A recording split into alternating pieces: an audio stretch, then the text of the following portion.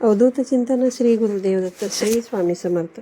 तुम्हा सर्वांचं माझ्या चॅनलमध्ये खूप खूप स्वागत करते आणि आजच्या या व्हिडिओला सुरुवात करते. श्री दुर्गादेवे नमः. बघा, आजच्या या व्हिडिओमध्ये मी तुम्हाला दुर्गा सप्तशतीचे पाठ कसे करावे याबद्दलची सविस्तर माहिती सांगणार आहे.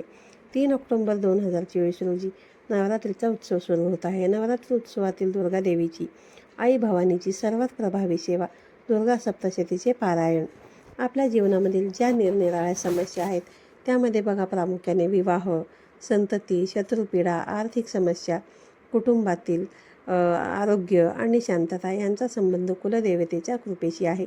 बऱ्याच वेळा कुलदेवतेची सेवा आपल्याकडून होत नाही आणि नवरात्रीमध्ये दुर्गा सप्तशतीचे पारायण किंवा पाठ जर आपण केले तर कुलदेवीची ही उच्च कोटीची मानली जाणारी सेवा मग नवरात्र उत्सवामध्ये दुर्गा सप्तशतीचे पारायण किंवा दुर्गा सप्तशतीचे पाठ कसे करावे, किती पाठ करावे, कोणी करावे, पूजेची मांडणी कशी करायची, पारायणाचे नियम कोणते, या पारायणाचं उद्यापन कसं करायचं आणि दुर्गा सप्तशतीचे पाठ करून नवचंडी केल्याचं पुण्य कसं कमवायचं, ही संपूर्ण माहिती आज आपण पाहणार आहोत. तुम्ही जर चॅनलवरती नवीन असाल तर चॅनलला सबस्क्राईब करा आणि असेच नवनवीन व्हिडिओ पाहण्यासाठी बेल आयकॉनलासुद्धा प्रेस करा आणि कमेंट बॉक्समध्ये तुमच्या कुलदेवतेचं नाव लिहायला विसरू नका. बघा, आणि त्याचबरोबर तुम्ही तुमच्या ज्या काही शंका असतील किंवा तुम्हाला काय विचारायचं असेल तर ते सुद्धा तुम्ही कमेंट बॉक्समध्ये विचारू शकता.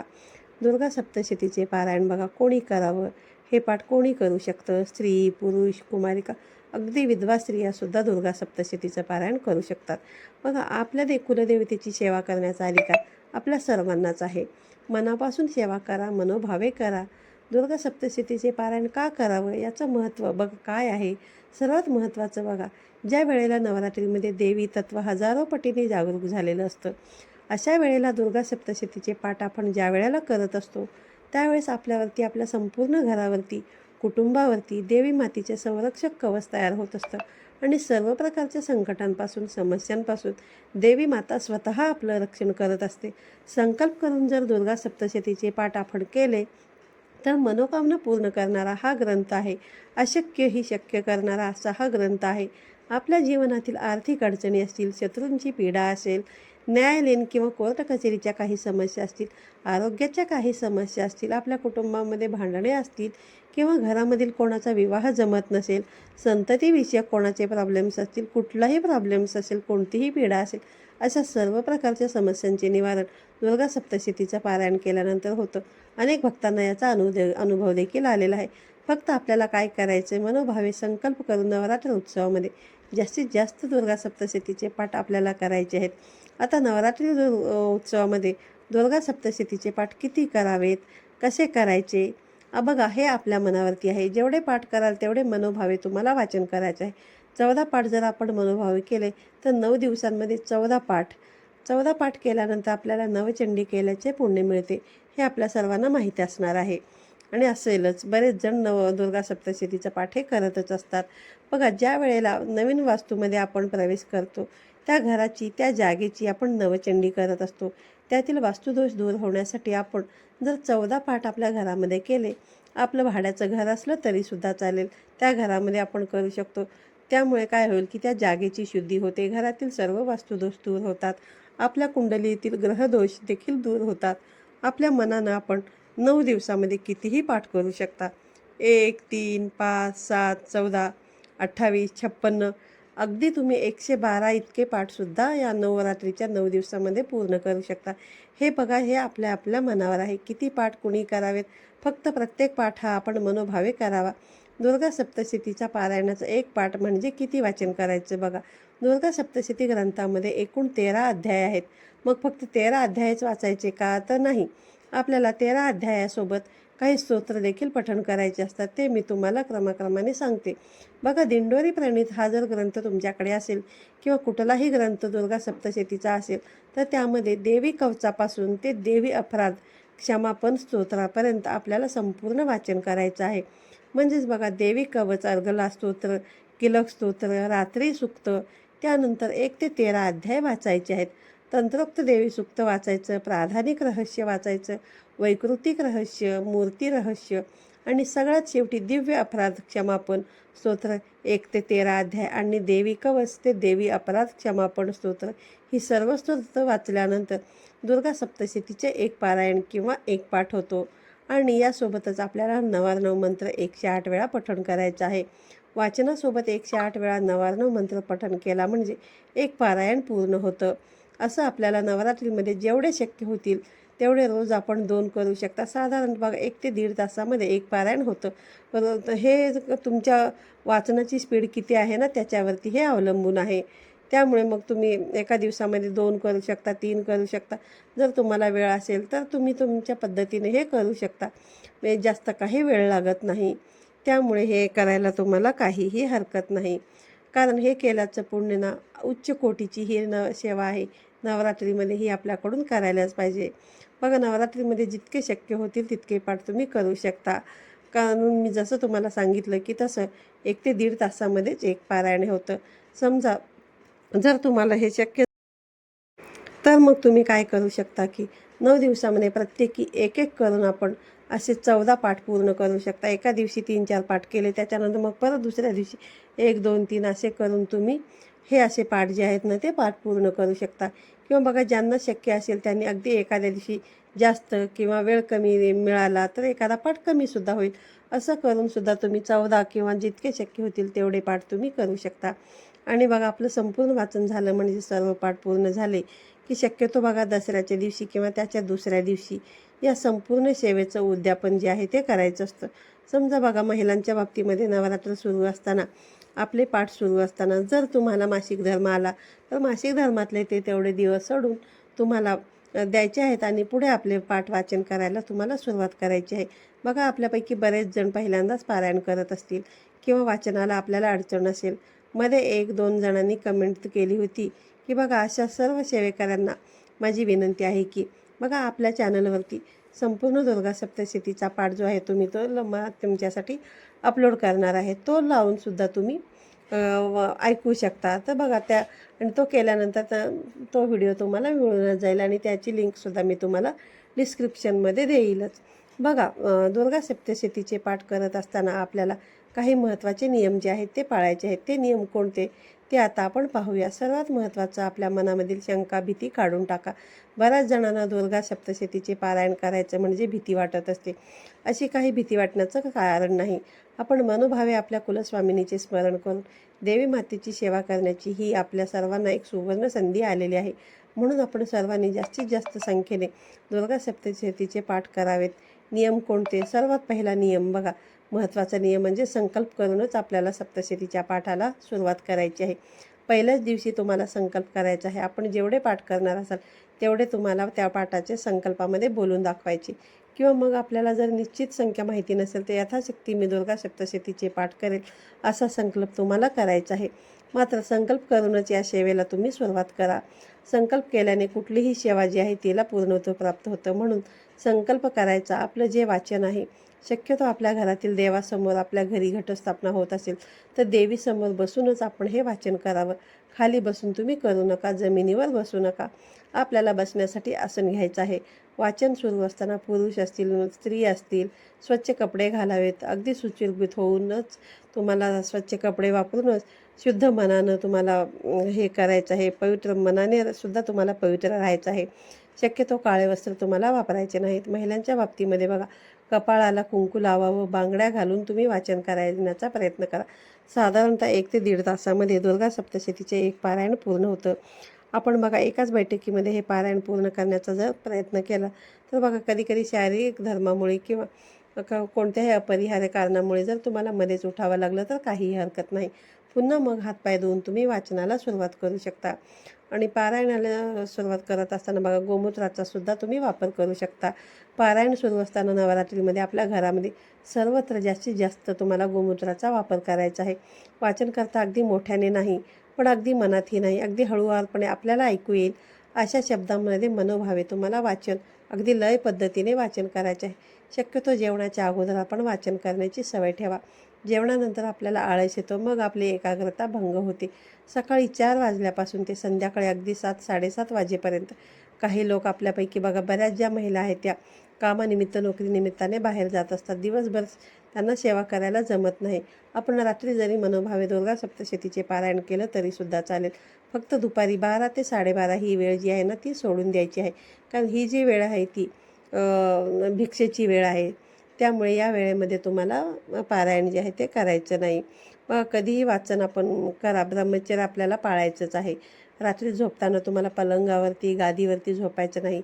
घोंगडीवर टाकून किंवा चटईवरती सतरंजी टाकून आपल्याला झोपायचं आहे. बघा बऱ्याच महिलांना काही काही शारीरिक व्याधी असतात. त्यांचे काही ना काही प्रॉब्लेम्स असतात ज्यामुळे त्यांना पलंगावरती झोपावं लागतं. त्यांच्याना काही हरकत नाही, झोपू शकता. पलंगावरती झोपा, परंतु तुम्ही त्यावरती घोंगडी किंवा चटई टाकू शकता, गादी टाकू नका.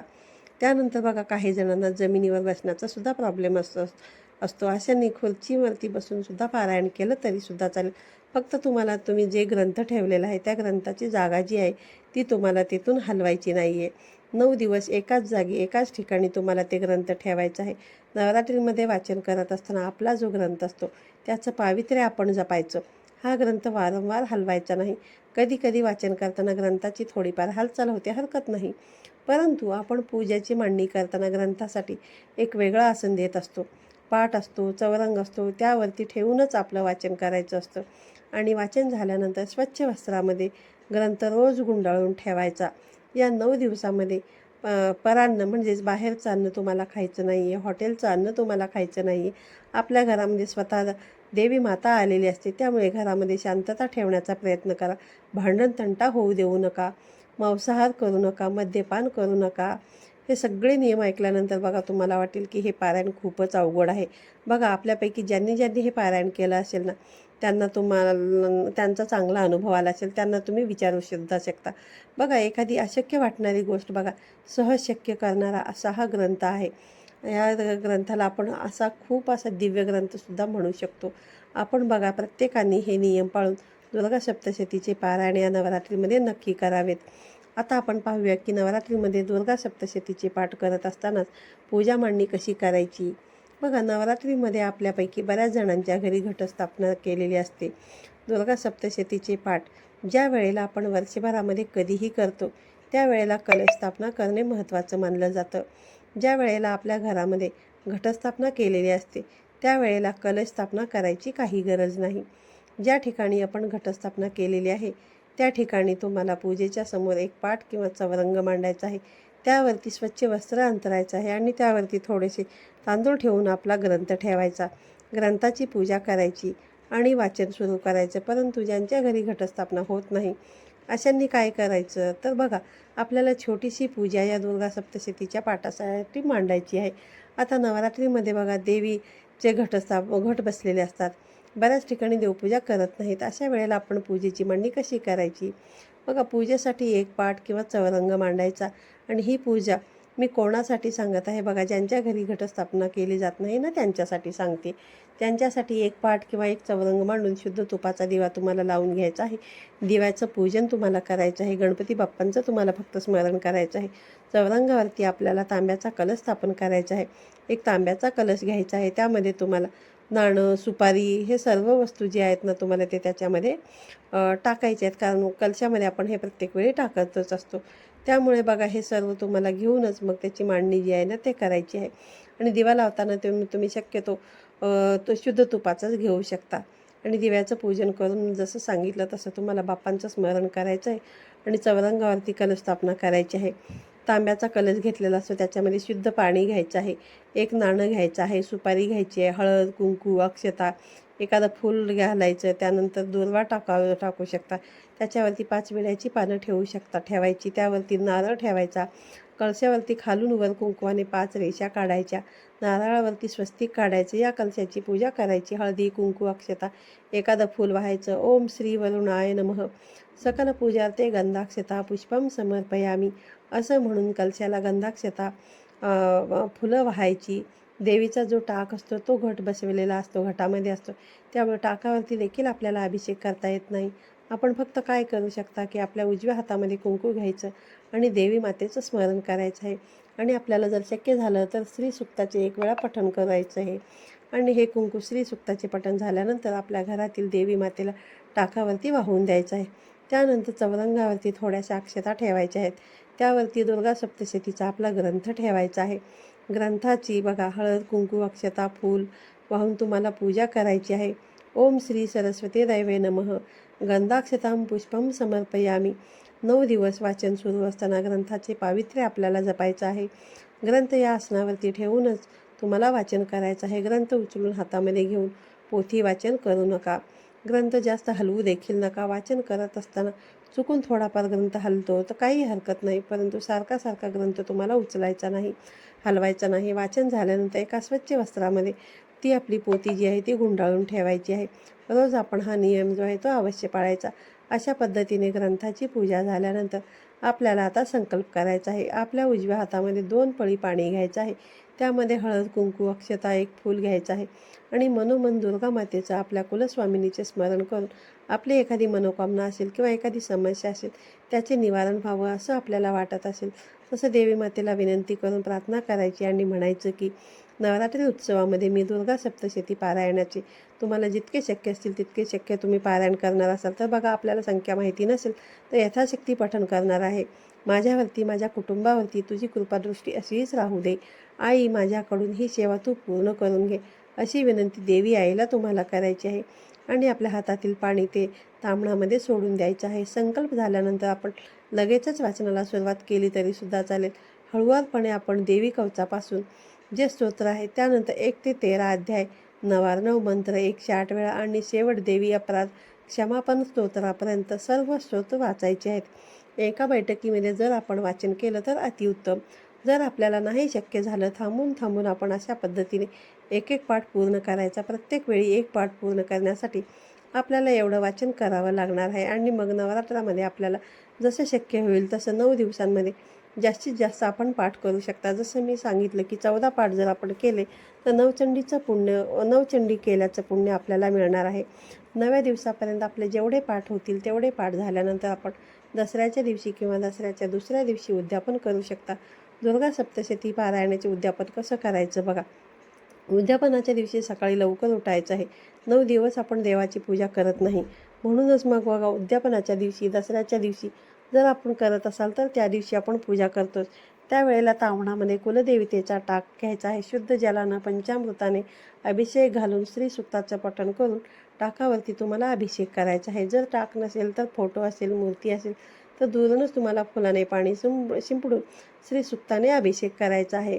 त्यानंतर पंचोपचारे पूजा करायची आहे. गंधाक्षता, फुले अर्पण करायची आहेत. ओम श्री दुर्गा दैवे नमः.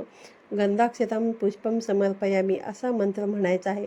उद्यापनाच्या दिवशी म्हणजे दसऱ्याच्या दिवशी पूजा करत असाल तर त्या दिवशी आपण पुरणाचा नैवेद्य करत असतो, म्हणून पुरणाचा नैवेद्यसुद्धा दाखवू शकता. या दिवशी शक्य झालं तर देवी स्वरूप म्हणून एखादी सवाशीण बाई किंवा कुमारिका तुम्ही अवश्य जेवू घालू शकता. तिची ओटी तुम्ही भरू शकता, तिचा मान सन्मान करू शकता, दक्षिणा देऊ शकता. त्यानंतर पुरणाचे 21 दिवे करून त्यानं या संपूर्ण पूजेला तुम्हाला ओवाळायचं आहे. देवी मातेची आरती करायची आहे. शक्य होईल तेवढे या दिवशी तुम्हाला अन्नदान करू शकता आणि दुसऱ्या दिवशी सकाळी म्हणजेच उद्यापन ज्या दिवशी आपण कराल, समजा दसऱ्याच्या दिवशी केलं तर त्याच्या दुसऱ्या दिवशी सकाळी संपूर्ण पूजेवरती अक्षता टाकायच्या आहेत. देवी मातेची क्षमा मागायची आहे. या उद्यापनामध्ये किंवा या पारायणामध्ये काही राहिलं असेल चुकून त्याबद्दल क्षमा मागायची आहे आणि पूजा हलवायची आहे. कलशातील जे पाणी असतं ते आपल्या घरात आजूबाजूला सर्वत्र शिंपडून द्यायचं आहे. नारळ आपण फोडून घरामध्ये त्याचा प्रसाद करून खाऊ शकतो. बाकी जे पूजा साहित्य असतं त्याचं तुम्ही वाहत्या पाण्यामध्ये विसर्जित करू शकता. अत्यंत साध्या आणि सोप्या पद्धतीने आपल्याला हे जे उद्यापन आहे तर ते करायचं आहे. जसं मी तुम्हाला व्हिडिओ सांगितलं की नवचंडीचे पुण्य या दुर्गा सप्तशतीचे पाठ करून नवरात्रीमध्ये कसं मिळवायचं हे मी आता तुम्हाला सांगेल. बघा, नवीन वस्तूमध्ये किंवा नवीन कुठल्याही वस्तूमध्ये नवचंडी करून म्हणजेच होम हवन करून त्या घरातील ज्या बाधा असतात त्या बाधा पळवून लावल्या जातात. म्हणजेच काय की ग्रहदोष असतील किंवा वास्तुपीडा असेल, वास्तुदोष नसतील तर नवचंडी केल्यानंतर आपल्याला आपल्या घरातील वास्तुदोष, आपल्या कुंडलीतील ग्रहदोष कमी होतात किंवा नाहीसे होतात. आणि बघा, ज्यावेळी आपण आपल्या घरामध्ये नवरात्रीमध्ये दुर्गा सप्तशतीचे 14 पाठ, तर हे 14 पाठ केल्यानंतर नवचंडी केल्याचं पुण्य आपल्याला प्राप्त होत असतं. आपल्याला शक्य झालं तर प्रतिपदा ते अष्टमी या दरम्यान 14 पाठ पूर्ण करायचे नाही. शक्य झालं तर नवमीपर्यंत केले तरी चालतील. हे जे 14 पाठ असतात त्यातले पहिले 1 ते 9 जे पाठ असतात ते असतात वाचनाचे. 10वा पाठ आपण केल्यानंतर आपल्याला हवनाचे पुण्य मिळतं. 11वा पाठ केल्यानंतर आपल्याला अभिषेकाचे पुण्य मिळतं. 12वा पाठ केल्यानंतर आपल्याला तर्पण विधी केल्याचं पुण्य मिळतं. 13वा पाठ केल्यानंतर मार्च विधी केल्याचे पुण्य मिळते आणि 14वा पाठ केल्यानंतर आपल्याला ब्राह्मण भोजनाचे पुण्य मिळत असते. अशा पद्धतीने नवचंडी केल्याचे पुण्य आपण अवश्य प्राप्त करावं. आणि हे केल्यानंतर आपल्या घरातील विवाह समस्या असतील, आर्थिक अडचणी असतील, आर्थिक आवक वाढेल. त्यानंतर बघा नोकरी व्यवसायातील ज्या अडचणी असतील त्या कमी होतील. संततीविषयक समस्या असतील, कुठलीही समस्या असू द्या, शत्रुपीडा असेल, न्यायालयीन किंवा कोर्ट कचेरीची कामं असतील, समस्याची ह्या सर्व समस्यांचे निवारण झाल्याशिवाय राहणार नाही. बघा नवरात्र उत्सव आहे, आपल्या आईचा हा उत्सव आहे, आपल्या कुलस्वामिनीचा उत्सव. आपल्या देवाकडे बघा नेहमीच आपण काही ना काही मागत असतो, परंतु नवरात्रीच्या या उत्सवामध्ये आपल्या आईची देवीची सेवा म्हणून आपण तिचा सर्वात आवडता जो ग्रंथ आहे दुर्गा सप्तशती याचे जास्तीत जास्त पठण आपण अगदी मनोभावे करावेत. आपले जे काही अनुभव आहेत ते तुम्ही मला कमेंट करून सांगू शकता आणि तुमच्या काही जर शंका असतील ते सुद्धा तुम्ही मला कमेंट बॉक्समध्ये विचारू शकता. आणि जाता जाता व्हिडिओमध्ये तुम्ही तुमच्या कुलस्वामिनीचे नाव लिहायला विसरू नका. पुन्हा भेटूया अशाच एका नवीन आणि माहितीपूर्ण व्हिडिओमध्ये. व्हिडिओ आवडला असेल तर व्हिडिओला लाईक करा आणि जास्तीत जास्त देवी भक्तांपर्यंत हा व्हिडिओ जो आहे तो शेअर करा. धन्यवाद.